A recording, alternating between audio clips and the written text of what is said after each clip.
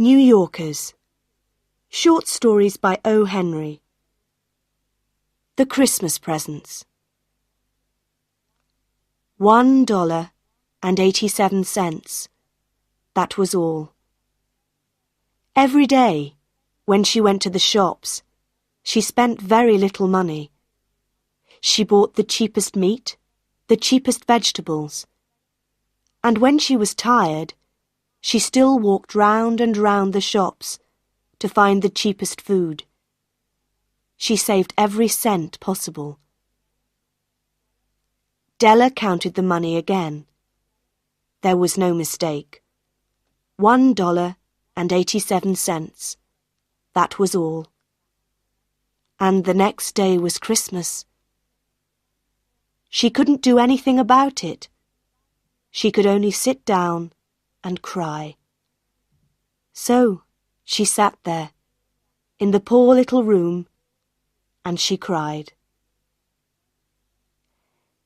Della lived in this poor little room in New York with her husband, James Dillingham Young.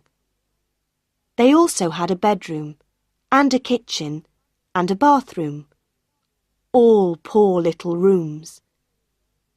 James Dillingham Young was lucky because he had a job, but it was not a good job. These rooms took most of his money. Della tried to find work, but times were bad, and there was no work for her. But when Mr. James Dillingham Young came home to his rooms, Mrs. James Dillingham Young called him Jim and put her arms round him, and that was good. Della stopped crying, and she washed her face. She stood by the window and looked out at a grey cat on a grey wall in the grey road. Tomorrow was Christmas Day, and she had only $1.87 to buy Jim a Christmas present. Her Jim. She wanted very much to buy him something really fine, something to show how much she loved him. Suddenly, Della turned round and ran over to look in the glass on the wall. Her eyes were bright. Now, the James Dillingham Youngs had two very special things. One was Jim's gold watch. It once belonged to his father, and before that, to his grandfather. The other special thing was Della's hair. Quickly, Della let down her beautiful long hair. It fell down her back, and it was almost like a coat around her. Then she put her hair up again, quickly. For a second or two, she stood still and cried a little. Then she put on her old brown coat and her old brown hat, turned and left the room. She went downstairs and out into the road, and her eyes were bright. She walked along by the shops and stopped when she came to a door with Madame Eloise, hair, on it. Inside there was a fat woman. She did not look like an Eloise. "Will you buy my hair?" Della asked. "I buy hair," Madame replied. "Take your hat off, then, and show me your hair." The beautiful brown hair fell down. $20, Madame said, and she touched the hair with her hand. "Quick, cut it off. Give me the money," Della said. The next 2 hours went quickly. Della was happy because she was looking round the shops for Jim's present. At last she found it. It was a gold chain for the watch. Jim loved his watch, but it had no chain. When Della saw this gold chain, she knew immediately that it was right for Jim. She must have it. The shop took $21 from her for it, and she hurried home with the 87 cents. When she arrived there, she looked at her very short hair in the glass. "What can I do with it?" she thought. For the next half an hour, she was very busy. Then she looked again in the glass. Her hair was now in very small curls all over her head.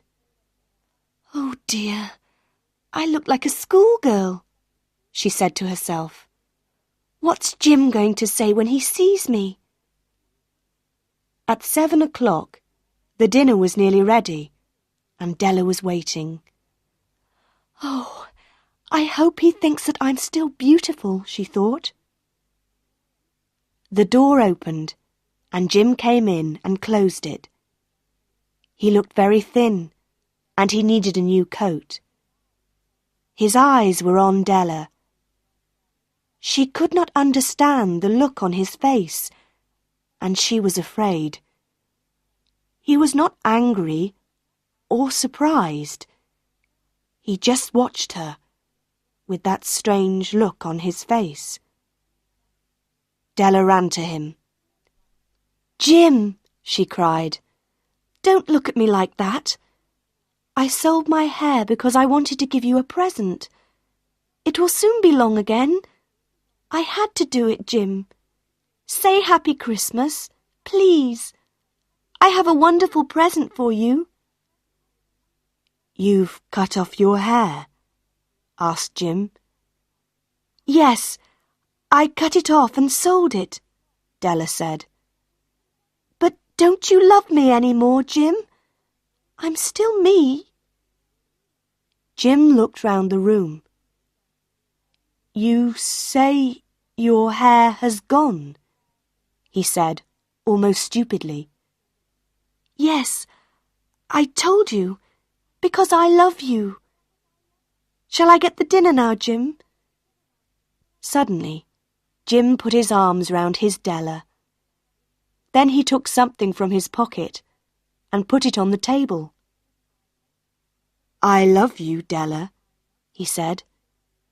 "It doesn't matter if your hair is short or long, but if you open that, you'll see why I was unhappy at first." Excited, Della pulled off the paper. Then she gave a little scream of happiness. But a second later, there were cries of unhappiness. Because there were the combs for her beautiful hair. When she first saw these combs in the shop window, she wanted them. They were beautiful combs, expensive combs, and now they were her combs. But she no longer had her hair. Della picked them up and held them. Her eyes were full of love.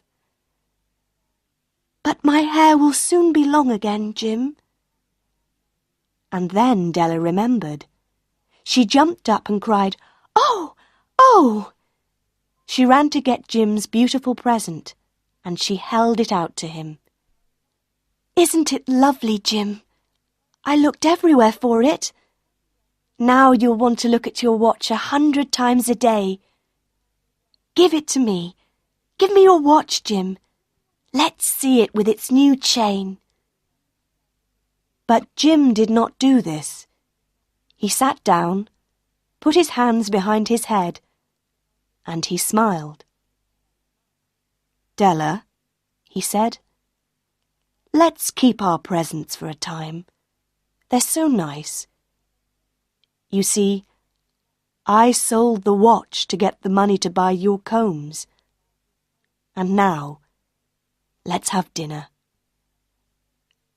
And this was the story of two young people who were very much in love.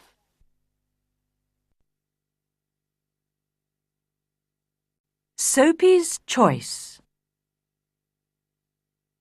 Soapy sat on a seat in Madison Square, New York, and looked up at the sky.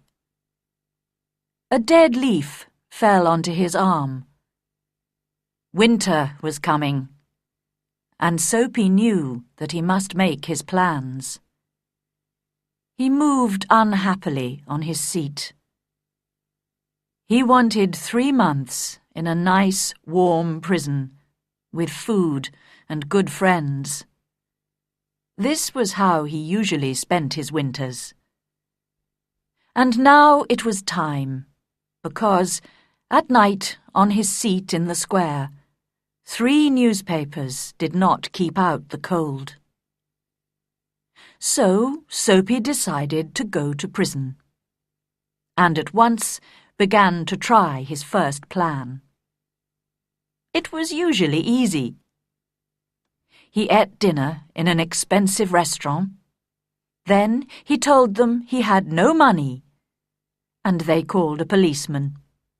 Nice and easy, with no trouble. So Soapy left his seat and walked slowly along the street. Soon he came to a bright restaurant on Broadway. Ah, this was all right. He just had to get to a table in the restaurant and sit down. That was all, because when he sat down, people could only see his coat and his shirt, which were not very old. Nobody could see his trousers.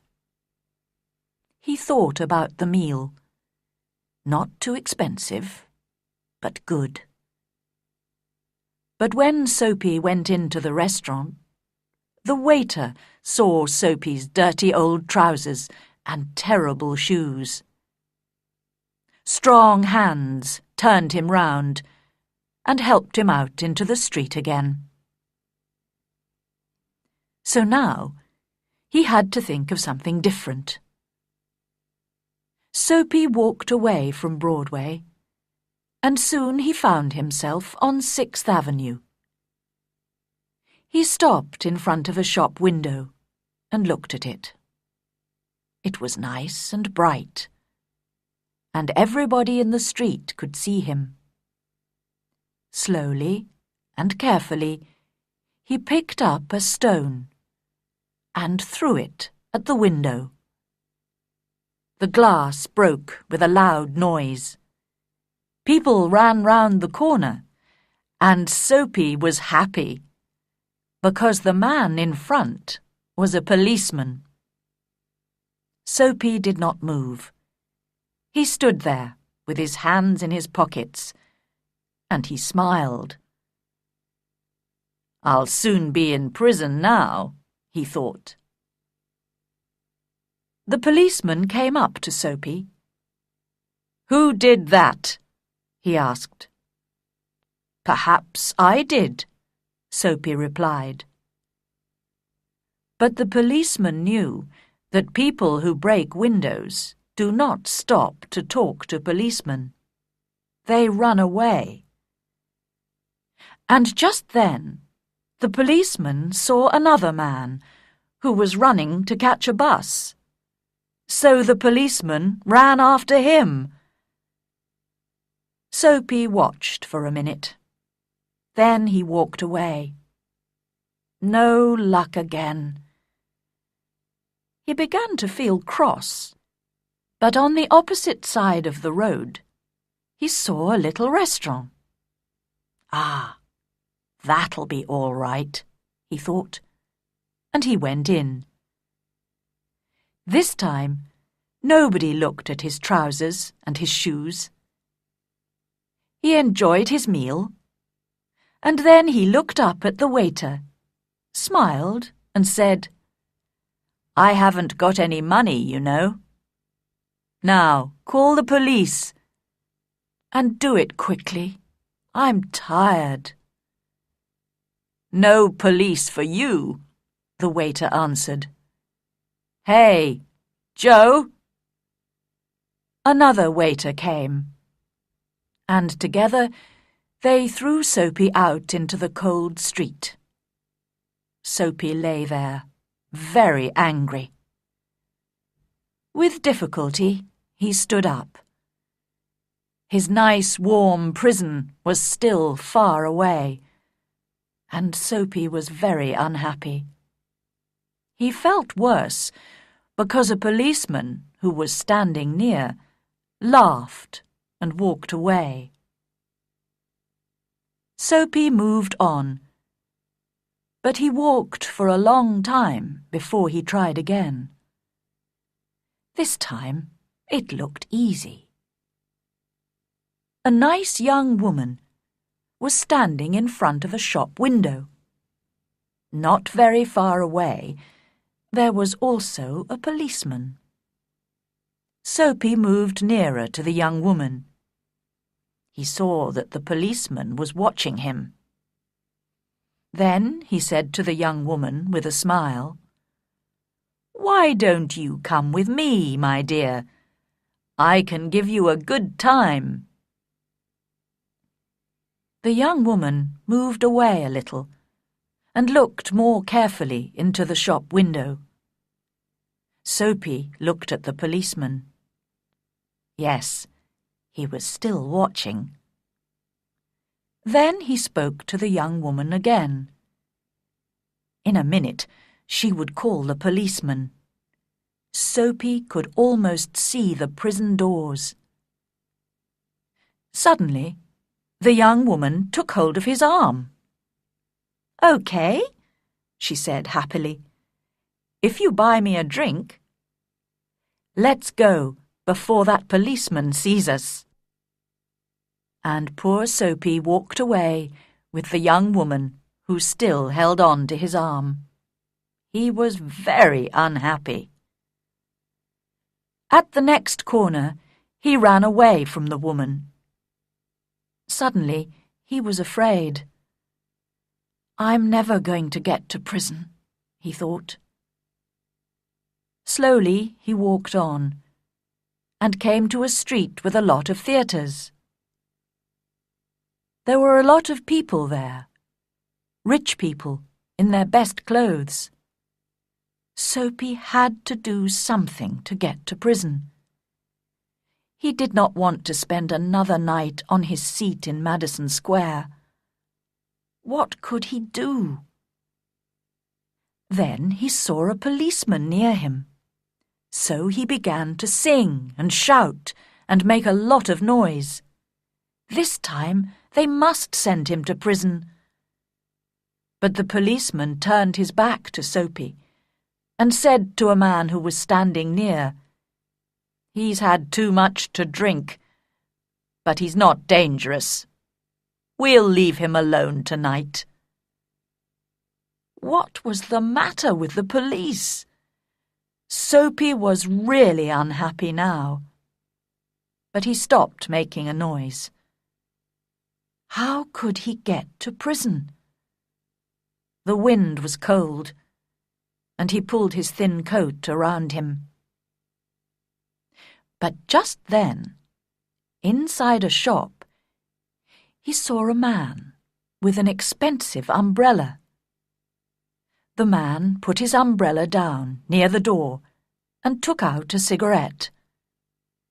Soapy went into the shop, picked up the umbrella, and slowly he began to walk away. The man came quickly after him. "That's my umbrella," he said. "Oh, is it?" Soapy replied. "Then why don't you call a policeman? I took it, and you say it's your umbrella. Go on then. Call a policeman. Look, there's one on the corner." The umbrella man looked unhappy. "Well, you know, perhaps I've made a mistake. I took it from a restaurant this morning. If it's yours, well, I'm very sorry." "Of course it's my umbrella," Soapy said. The policeman looked at them, and the umbrella man walked away. The policeman went to help a beautiful young girl to cross the road. Soapy was really angry now. He threw the umbrella away and said many bad things about policemen. Just because he wanted to go to prison, they did not want to send him there. He could do nothing wrong. He began to walk back to Madison Square and home, his seat. But on a quiet corner, Soapy suddenly stopped. Here, in the middle of the city, was a beautiful old church. Through one purple window, he could see a soft light, and sweet music was coming from inside the church. The moon was high in the sky, and everything was quiet. For a few seconds, it was like a country church, and Soapy remembered other, happier days. He thought of the days when he had a mother, and friends, and beautiful things in his life. Then he thought about his life now, the empty days, the dead plans. And then a wonderful thing happened. Soapy decided to change his life and be a new man. Tomorrow, he said to himself, I'll go into town and find work. My life will be good again. I'll be somebody important. Everything will be different. Soapy felt a hand on his arm. He jumped and looked round quickly into the face of a policeman. "What are you doing here?" asked the policeman. "Nothing," Soapy answered. "Then come with me," the policeman said. 3 months in prison, they told Soapy the next day.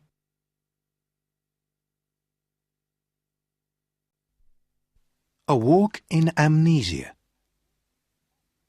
That morning, my wife and I said our usual goodbyes. She left her second cup of tea, and she followed me to the front door. She did this every day. She took from my coat a hair which was not there, and she told me to be careful. She always did this. I closed the door, and she went back to her tea. I am a lawyer, and I work very hard. My friend, Dr. Volney, told me not to work so hard. "You'll be ill," he said.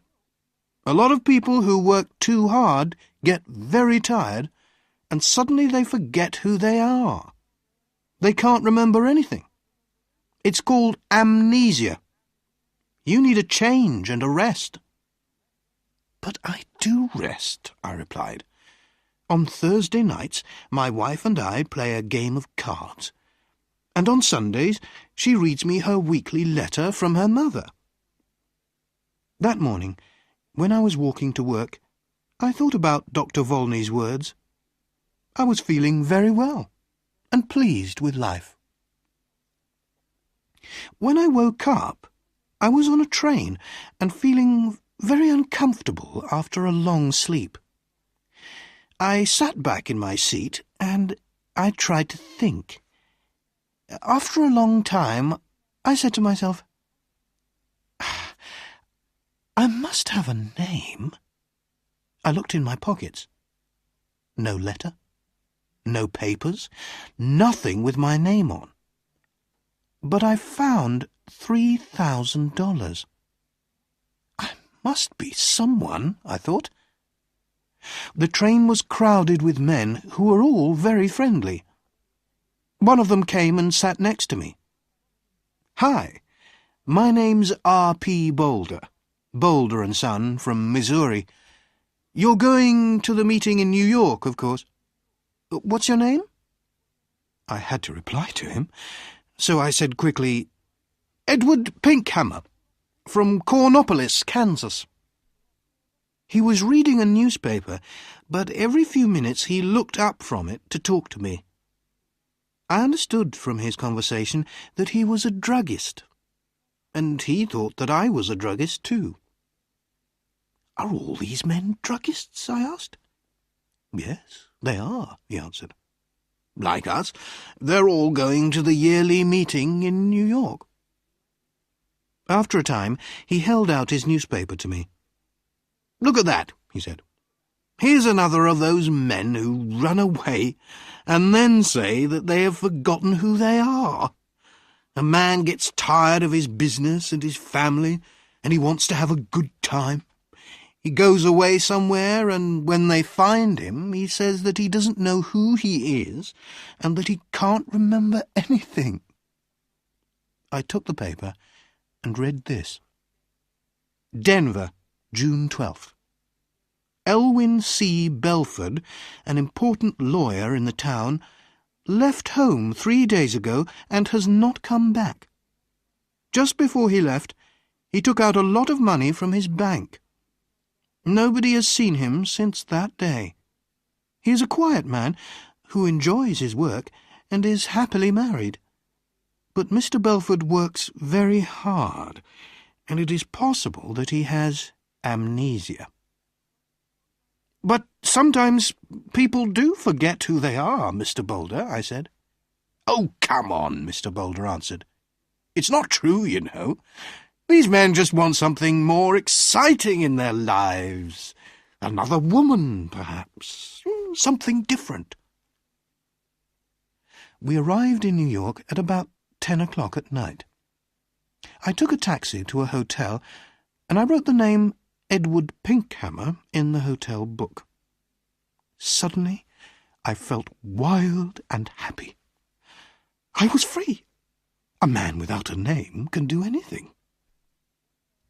The young man behind the desk at the hotel looked at me a little strangely. I had no suitcase. "I'm here for the druggists' meeting," I said. My suitcase is lost." I took out some money and gave it to him. The next day I bought a suitcase and some clothes, and I began to live the life of Edward Pinkhammer. I didn't try to remember who or what I was. The next few days in Manhattan were wonderful. The theatres, the gardens, the music, the restaurants, the nightlife, the beautiful girls. And during this time I learned something very important. If you want to be happy, you must be free. Sometimes I went to quiet, expensive restaurants with soft music. Sometimes I went on the river in boats full of noisy young men and their girlfriends. And then there was Broadway with its theatres and bright lights. One afternoon, I was going back into my hotel when a fat man came and stood in front of me. "Hello, Belford," he cried loudly. "What are you doing in New York? Is Mrs. B with you?" "I'm sorry, but you're making a mistake, sir," I said coldly. "My name is Pinkhammer. Please excuse me." The man moved away in surprise, and I walked over to the desk. Behind me, the man said something about a telephone. "Give me my bill," I said to the man behind the desk, "and bring down my suitcase in half an hour." That afternoon, I moved to a quiet little hotel on Fifth Avenue. One afternoon, in one of my favourite restaurants on Broadway, I was going to my table when somebody pulled my arm. "Mr. Belford!" a sweet voice cried. I turned quickly and saw a woman who was sitting alone. She was about 30, and she had very beautiful eyes. "How can you walk past me like that?" she said. "Didn't you know me?" I sat down at her table. Her hair was a beautiful red gold colour. "Are you sure you know me?" I asked. "No," she smiled. "I never really knew you." Well, my name is Edward Pinkhammer, I said, and I'm from Kansas. So you haven't brought Mrs. Belford with you, then, she said, and she laughed. You haven't changed much in 15 years, Elwyn. Her wonderful eyes looked carefully at my face. No, she said quietly. You haven't forgotten. I told you that you could never forget.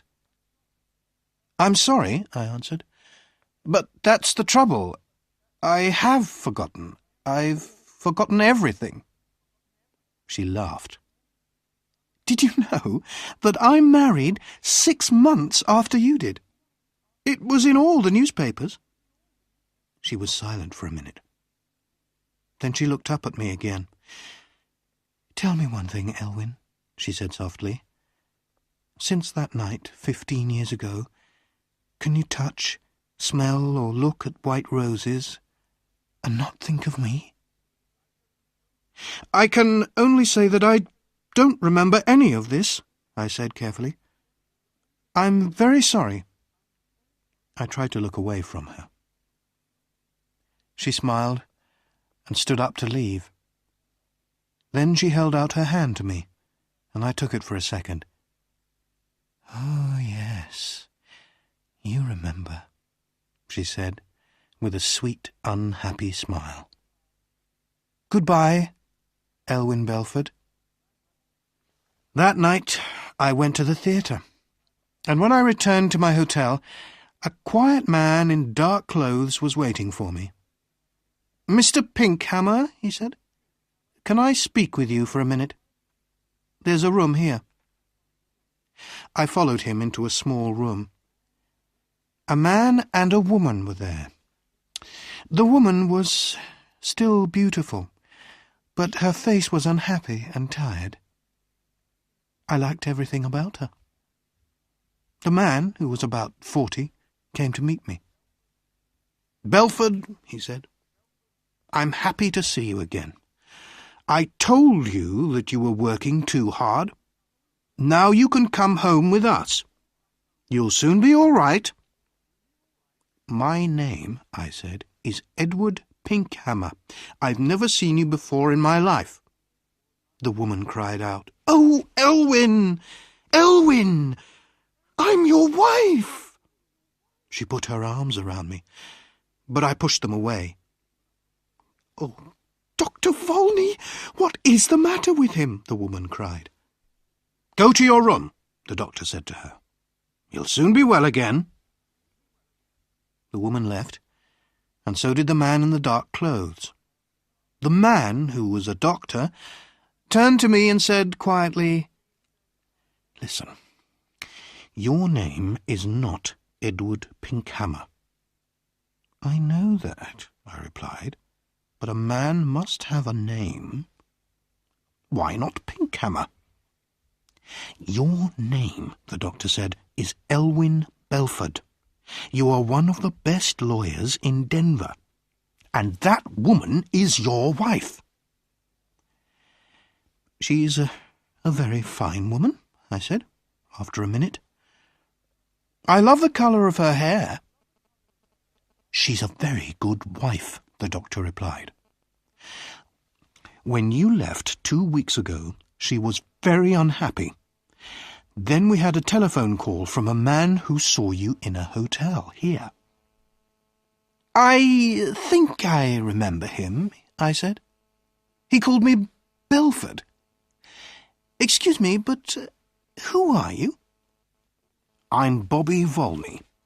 I've been your friend for 20 years and your doctor for 15 years. Elwyn, try to remember. You say you're a doctor, I said. How can I get better? Does amnesia go slowly or suddenly? Sometimes slowly, sometimes suddenly. Will you help me, Dr. Volney? I asked. Old friend, he said. I'll do everything possible. Very well. And if you're my doctor, you can't tell anybody what I say. Of course not, Dr. Volney answered. I stood up. There were some white roses on the table. I went over to the table, picked up the roses, and threw them far out of the window. Then I sat down again. "I think it will be best, Bobby," I said, "to get better suddenly. I'm a little tired of it all now. Go and bring my wife Marion in now." "But, oh, Doctor," I said with a happy smile. "Oh, my good old friend. It was wonderful."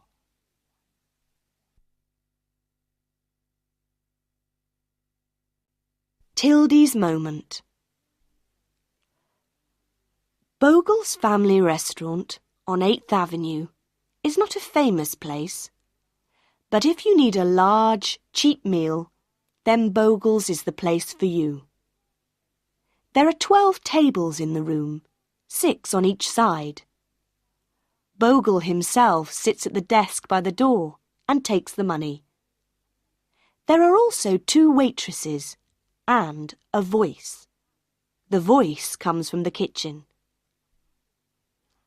At the time of my story, one of the waitresses was called Aileen. She was tall, beautiful, and full of life. The name of the other waitress was Tildy. She was small, fat, and was not beautiful. Most of the people who came to eat at Bogle's were men, and they loved the beautiful Aileen. They were happy to wait a long time for their meals because they could look at her.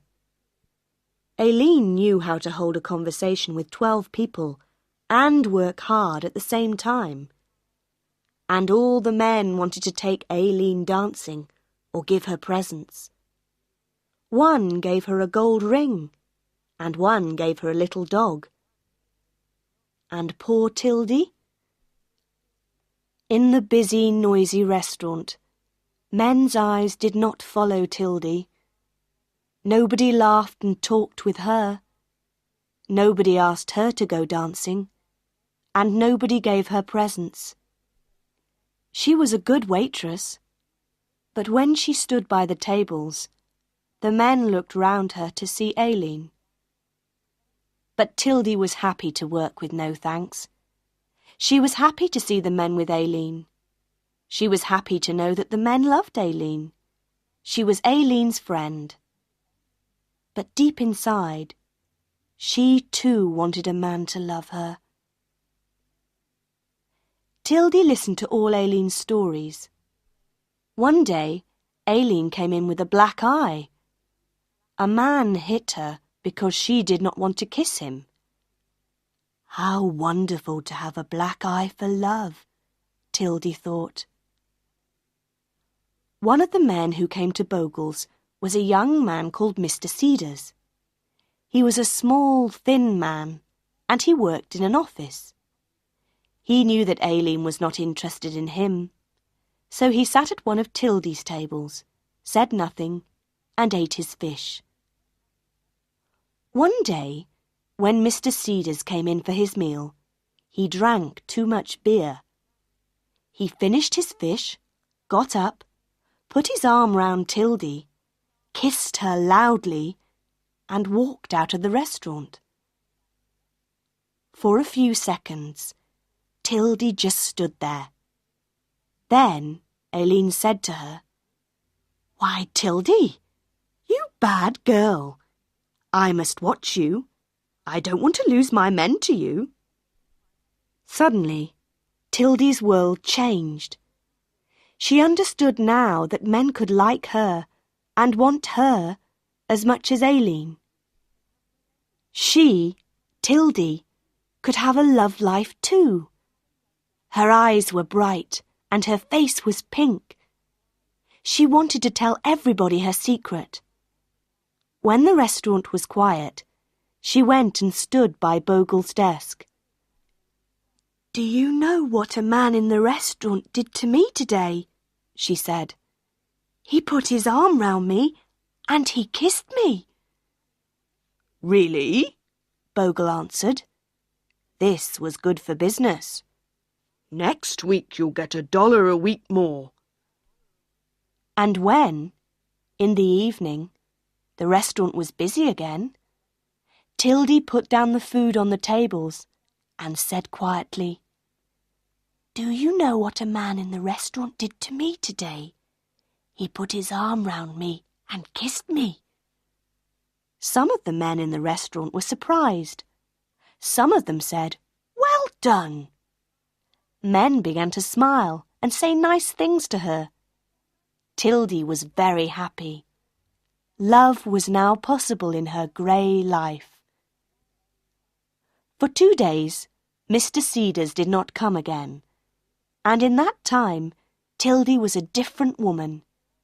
She wore bright clothes, did her hair differently, and she looked taller and thinner. Now she was a real woman because someone loved her. She felt excited and a little afraid.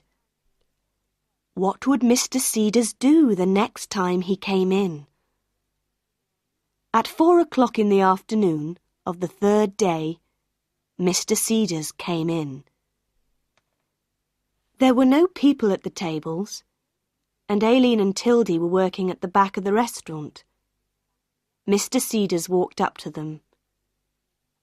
Tildy looked at him, and she could not speak.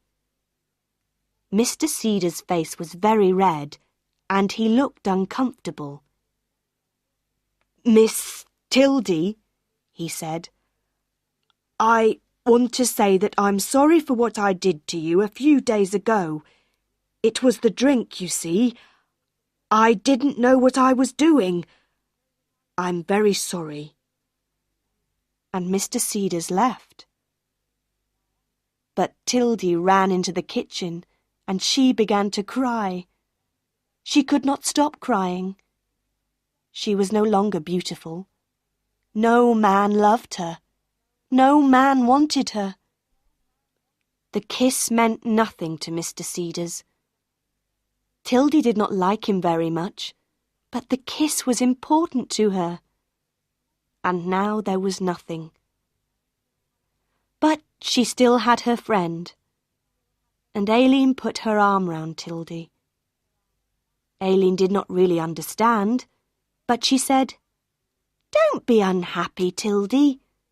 That little Cedars has got a face like a dead potato. He's nothing. A real man never says sorry."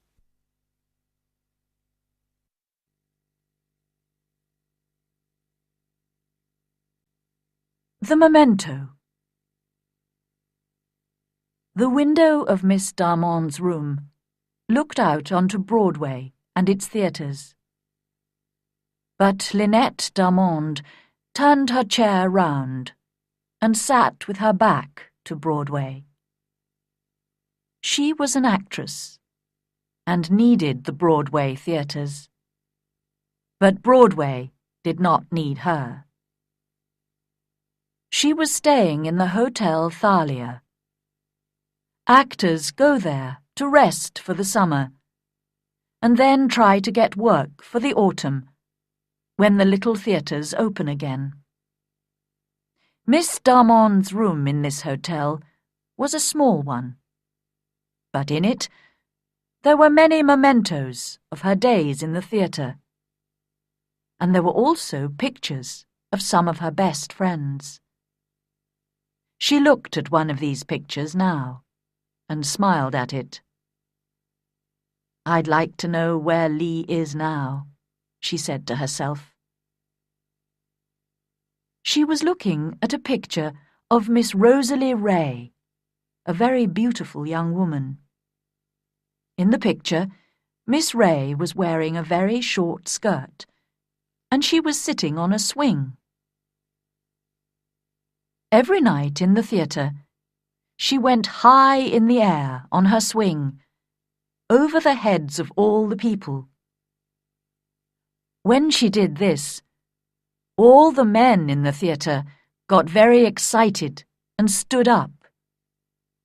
This was because, when her long, beautiful legs were high in the air, her yellow garter flew off and fell down to the men below.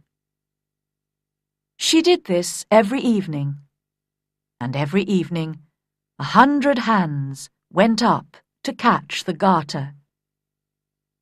She did other things. She sang, she danced. But when she got onto her swing, all the men stood up. Miss Ray did not have to try very hard to find work in the theatre. After 2 years of this, Miss Darmond remembered, Miss Ray suddenly left the theatre and went to live in the country. And 17 minutes after Miss Darmond said, "I'd like to know where Lee is now," somebody knocked on the door. It was, of course, Rosalie Ray. "Come in," Miss Darmond called, and Miss Ray came in. Yes, it was Rosalie. She took off her hat, and Miss Darmond could see that she looked very tired and unhappy. "I've got the room above you," Rosalie said. "They told me at the desk downstairs that you were here." "I've been here since the end of April," Lynette replied. "I begin work again next week, out in a small town." "But you left the theatre 3 months ago, Lee. Why are you here?" "I'll tell you, Lynn. But give me a drink first." Miss Darmond passed a bottle to her friend. "Ah, that's good," said Rosalie. "My first drink for 3 months. Yes, Lynn. I left the theatre because I was tired of the life.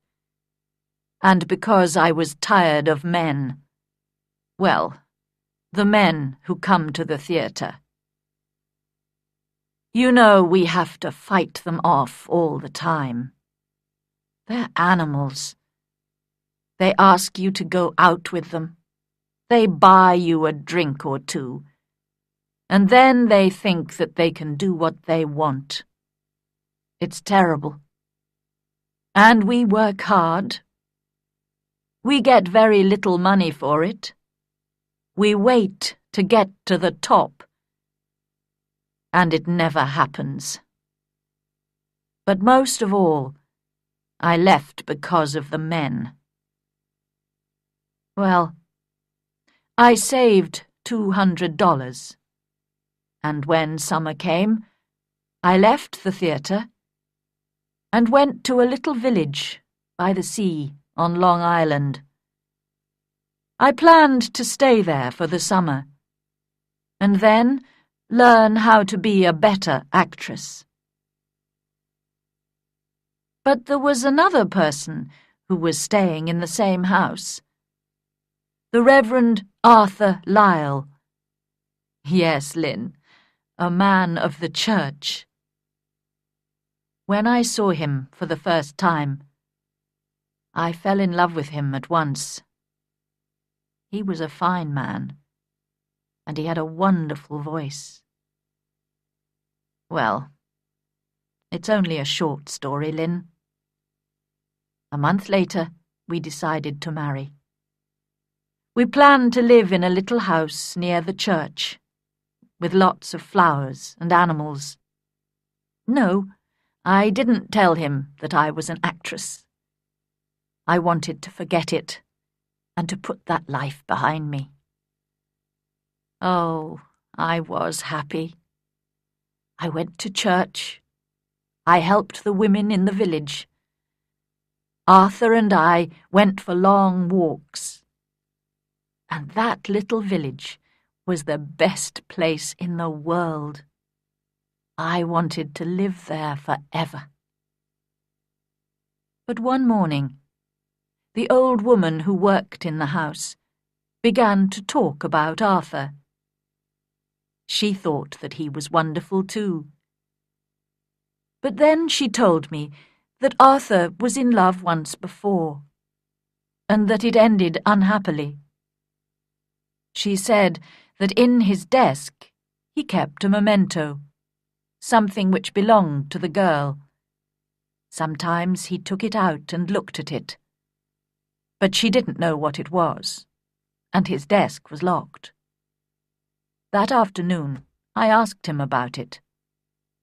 "Ida," he said. Of course, I used my real name there. "It was before I knew you, and I never met her. It was different from my love for you." "Was she beautiful?" I asked. "She was very beautiful," replied Arthur. "Did you see her often?" "About 10 times," he said. "And this memento, did she send it to you?" "It came to me from her," he said. "Why did you never meet her?" I asked.